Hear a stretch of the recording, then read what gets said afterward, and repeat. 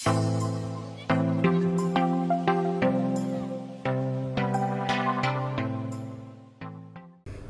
pemirsa, jumpa lagi dalam acara A Story to Tell, sebuah program acara dari Gereja Pengharapan Allah yang menghadirkan kesaksian-kesaksian di mana Tuhan menolong umatnya.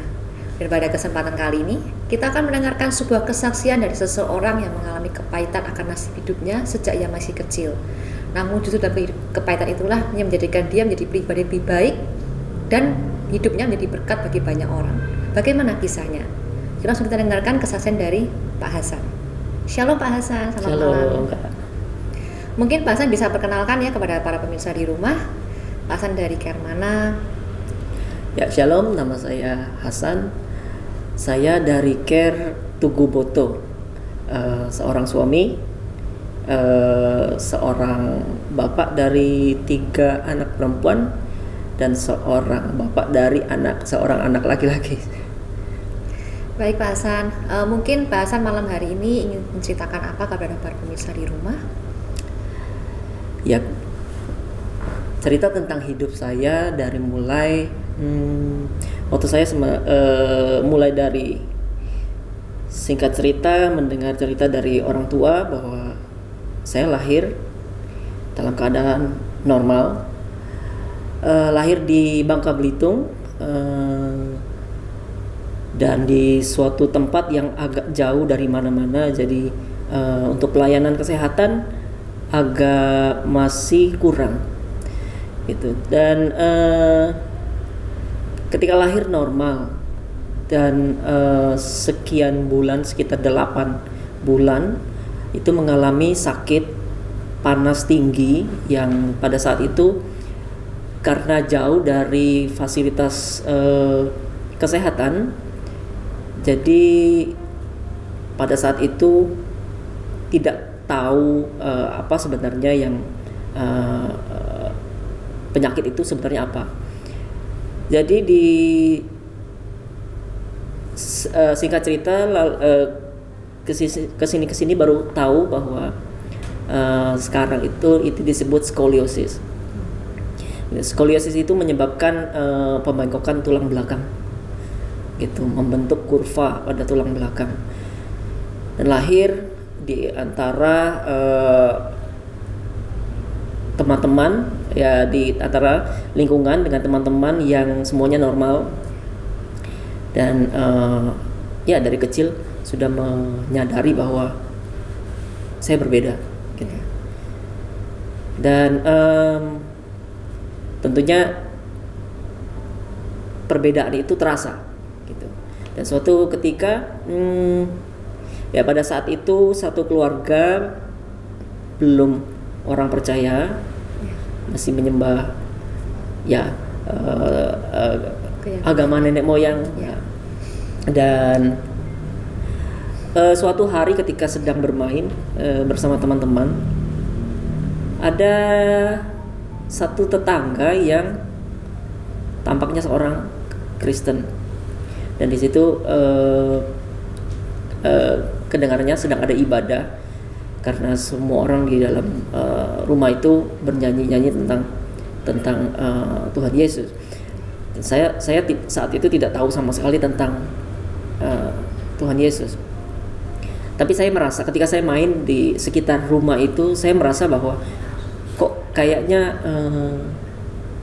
Tuhannya mereka ini yang bisa menyembuhkan saya, gitu. Saya berpikir seperti itu saat itu. Ya, singkat cerita, setelah selesai SD kelas 6, papa saya memutuskan untuk pindah ke Jakarta. Nah, ketika pindah ke Jakarta, satu keluarga convert dan bergabung ke dalam sebuah gereja, beribadah di sebuah gereja. Dan saat itu saya berpikir, saya merasa senang saat itu. Saya pikir ini adalah saatnya buat saya untuk meminta kesembuhan, karena waktu saya kecil saya pernah berpikir bahwa Tuhannya mereka ini, gitu, bisa menyembuhkan. Jadi Pak Hasan berharap dengan Pak Hasan ikut kepercayaannya yang Pak Ihsan yakini Pak Ihsan bisa sembuh gitu ya. Betul. Ya. Jadi di situ saya berpikir bahwa dengan beragama Kristen saya bisa meminta langsung. Sebelumnya mungkin Pak Ihsan sudah pernah tahu mengenai agama Kristen? Sebelumnya tidak pernah mendengar tentang agama Kristen, tapi tidak tahu menahu tentang apa sebenarnya yang ada di dalam kekristenan gitu ya. Saya pernah mendengar bahwa Tuhannya orang Kristen adalah Yesus. Oleh sebab itulah waktu kecil saya pernah berpikir bahwa mungkin Tuhan mereka ini bisa membantu saya, menolong saya. Lalu setelah masuk bergabung dengan gereja itu, saya mulai berdoa dalam hari demi hari, waktu demi waktu, tahun demi tahun berganti. Saya terus mengikuti segala ya apapun yang diajarkan untuk meminta kesembuhan. Karena walau bagaimanapun dalam kehidupan saya dengan perbedaan yang seperti ini, yang namanya bully itu pasti dialami, dan dengan secara otomatis kepercayaan diri pasti menurun. Iya, betul. Dan ya secara otomatis juga menjadi minder gitu di antara orang-orang. Jadi di situ saya sangat berharap, saya berdoa dalam waktu yang sangat lama. Saya ingat itu sekitar 7 tahun saya berdoa. Saya menunggu dan menunggu. Saya imani kesembuhan itu. Tapi setelah 7 tahun itu saya merasa tidak ada titik terang, tidak sampai kepada apa yang saya inginkan.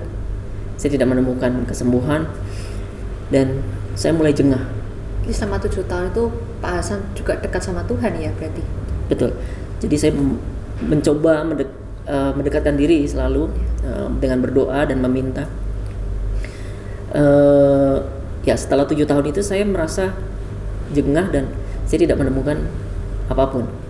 Jadi timbul di dalam hati saya ini semua nonsen. Gitu. Saya mulai menjadi marah di dalam hati, dan semakin lama kemarahan itu menjadikan saya orang yang sangat menentang Tuhan. Saya sedemikiannya menentang Tuhan. Saya melakukan hal-hal yang ya ibaratnya yang kita temukan di Alkitab, apa yang Tuhan perintahkan sebaliknya yang saya lakukan gitu. Jadi saya mencari segala hal yang bertentangan dengan perintah Tuhan. Mungkin bisa ceritain Pak seperti apa mungkin? Ya pada masa itu saya ingat itu titik awalnya saya kepahitan itu setelah selesai SMA. Jadi mau masuk kuliah. Jadi di situ saya mulai berteman dengan orang-orang yang pastinya menentang Tuhan juga. Pada masa itu yang namanya anak muda punya band dan kami mengusung lagu-lagu anti Tuhan seperti itu. Dan ya intinya kebencian saya saat itu meluap-luap karena saya bertanya, saya tidak salah apa-apa, saya lahir, saya tidak bersalah, tapi kenapa Tuhan membuat saya seperti ini? Itu pertanyaan saya. Jadi itu terbawa dalam waktu yang cukup lama, dan saya ingat itu sampai 10 tahun. Dan selama 7 tahun Pak Hasan mencari Tuhan dan 10 tahun Pak Hasan meninggalkan Tuhan. Betul. 10 tahun dalam kepahitan yang sangat dalam ya.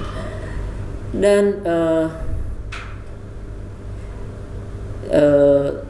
tapi suatu hari ketika sedang ada suatu bisnis di situ yang saya lakukan, dan di dalam bisnis ini saya bertemu seseorang. Sebelumnya saya sudah berpikir bahwa dalam keadaan ini saya tidak akan berkeluarga, dan saya sudah menetapkan bahwa saya tidak akan berkeluarga, walau begitu saya tetap melakukan hal-hal dosa gitu ya pada saat itu karena penentangan saya. Tapi saya memang sudah memutuskan untuk tidak berkeluarga karena saya meyakini bahwa saya tidak akan berkeluarga karena dari akar kepahitan tadi. Ya, betul. Jadi di situ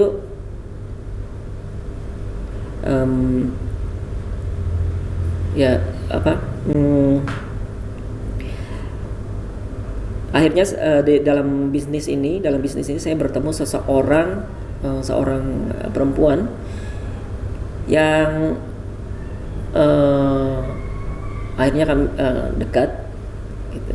Dan kami menjalin hubungan yang tadinya saya pikir saya tidak akan berkeluarga, tapi saya dekat dengan seorang perempuan ini, dan akhirnya pacaran, dan kebetulan juga dia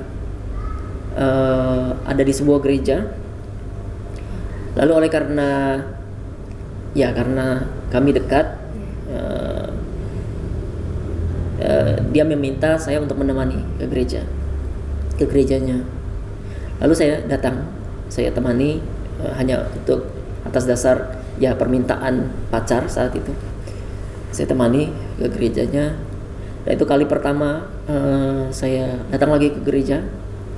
Bagaimana perasaan Pak Hasan waktu itu? Ya, pada saat itu saya belum punya hati tentunya untuk Tuhan, apalagi untuk kembali bergereja pada saat itu. Cuma ya karena permintaan dari untuk menemani pacar saat itu, akhirnya saya menyanggupi. Saya datang, lalu di situ pertama kali saya merasakan perbedaan. Di situ saya merasakan perbedaan yang sebelumnya saya tidak pernah rasakan. Jadi ada suatu damai di dalam diri saya. Saat itu saya merasa kok kali ini berbeda gitu. Dan ya walaupun selanjutnya saya masih belum sungguh-sungguh bertobat.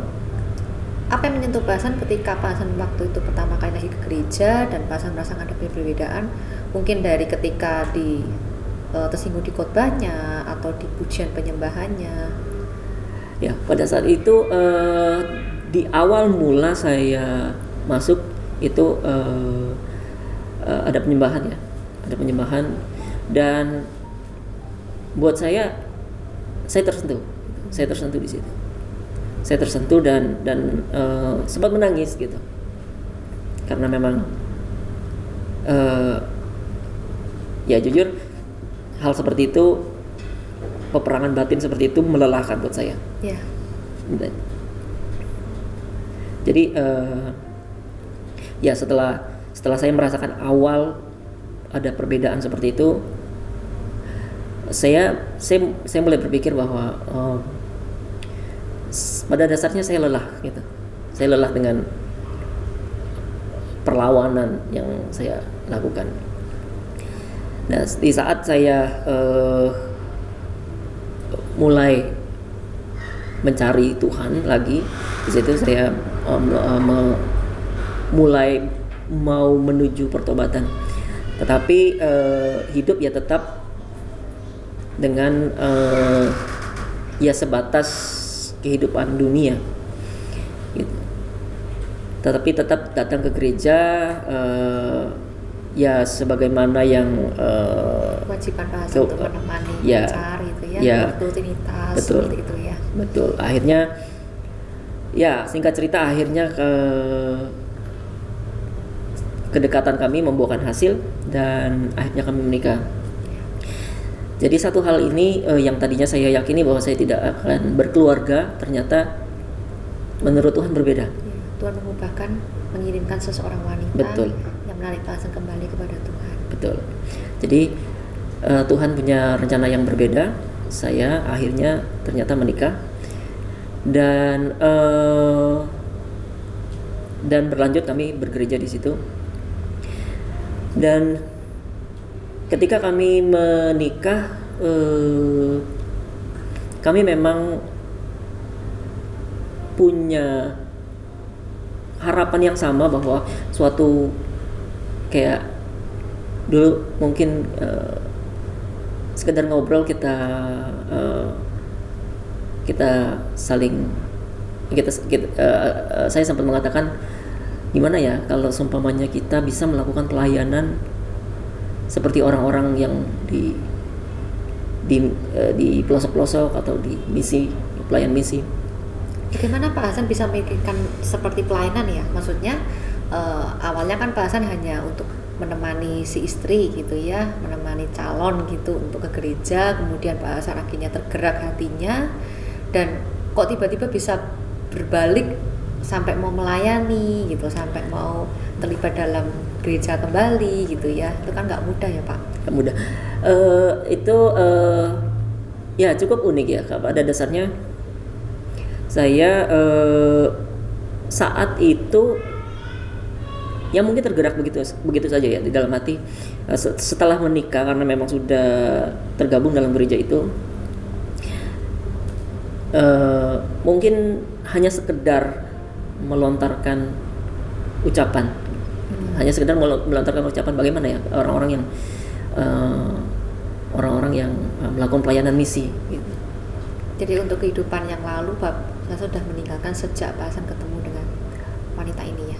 Iya, untuk setelah itu berangsur-angsur memang perasaan di dalam hati sembuh. Cuma pertanyaan masih ada.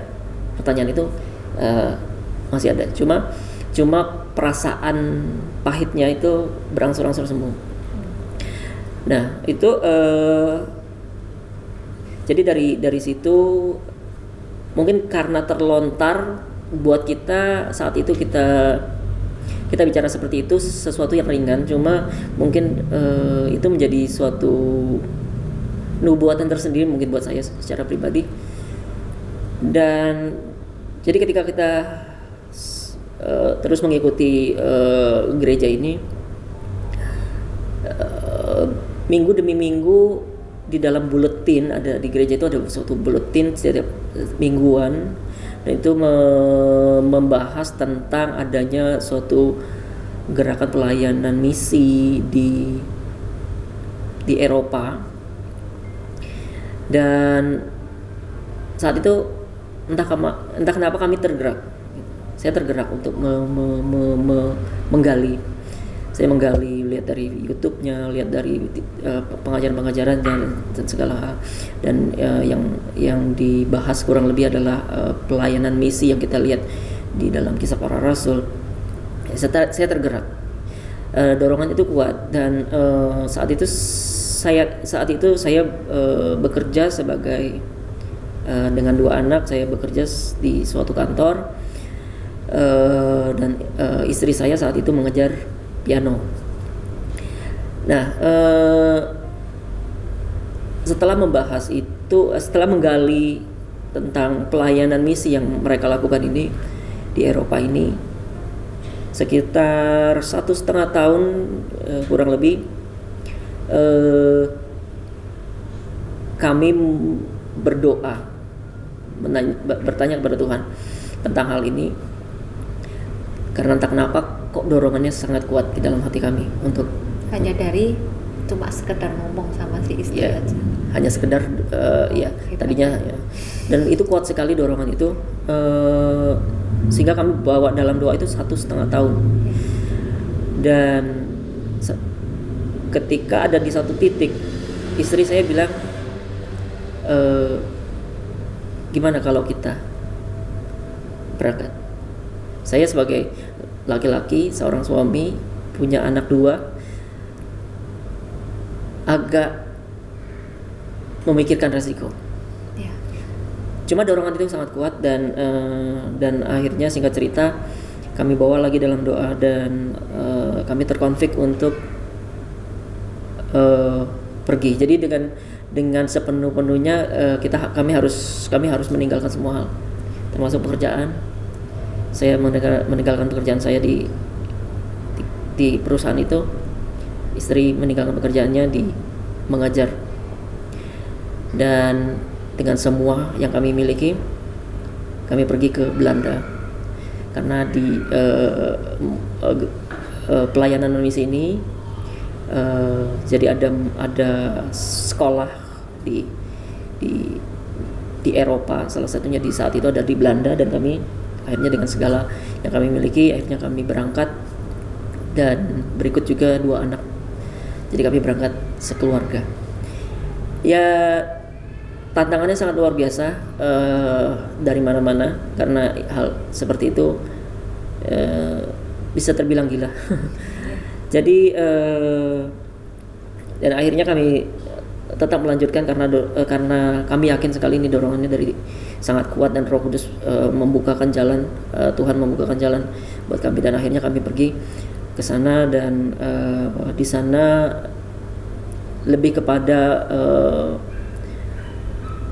melayani, pergi ke jalan-jalan, memberitakan Injil, dan dasar dari keseluruhan yang membuat saya sedikit berpikir, karena pada saat itu saya masih bertanya-tanya tentang kondisi fisik saya. Karena salah satu yang menjadi garis besar pelayanan itu adalah mendoakan orang sakit menjadi sembuh. Dan saya bertanya di situ kepada Tuhan, bagaimana saya mendoakan orang sembuh, sedangkan saya tidak melihat kesembuhan. Gitu. Jadi itu suatu pergumulan sendiri buat saya. Dan di situ saya tetap lakukan,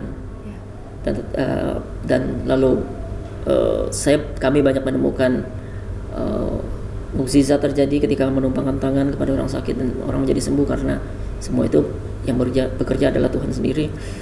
Dan pulang dari sana kembali ke Jakarta, kami mulai melakukan misi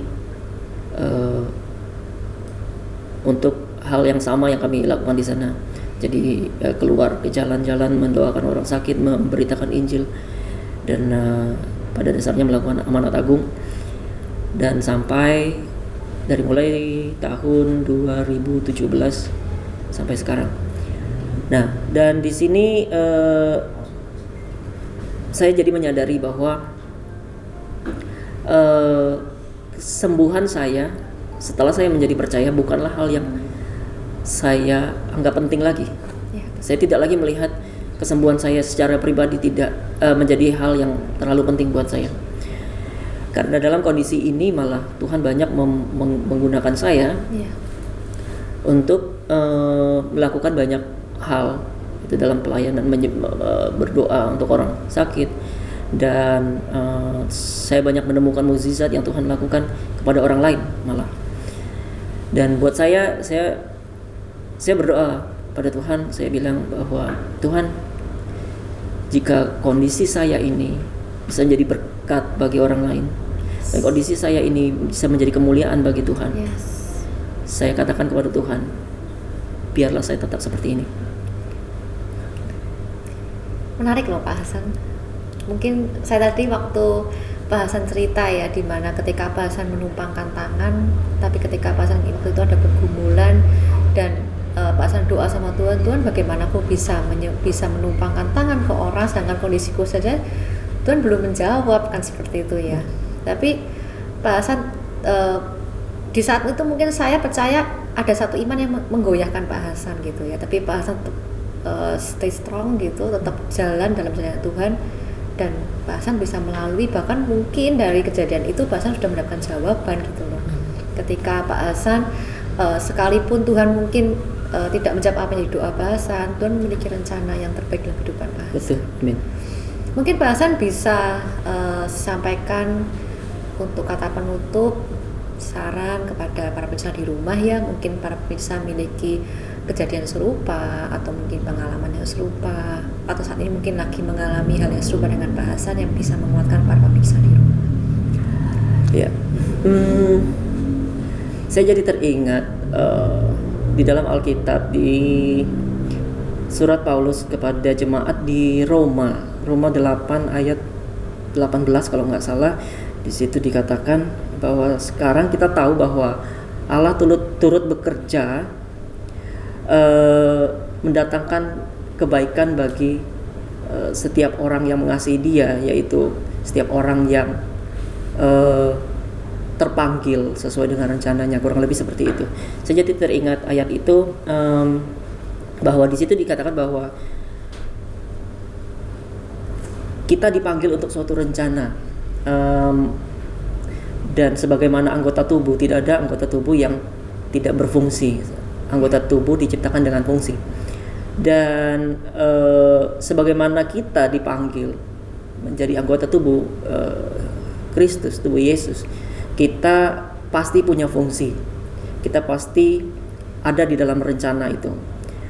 Nah, dengan kondisi apapun kita, dengan kelemahan fisik mungkin, dengan kelemahan apapun, kita tidak mengukur kelemahan kita,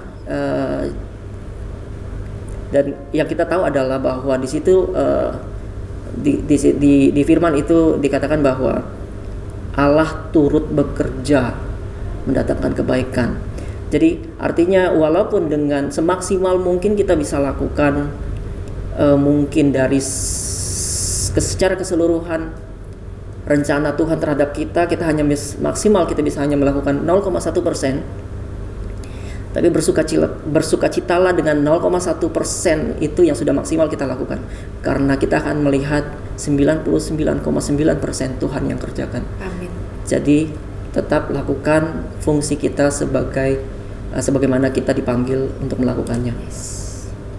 Terima kasih. Demikian kesaksian pada malam hari ini. Tuhan Yesus memberkati.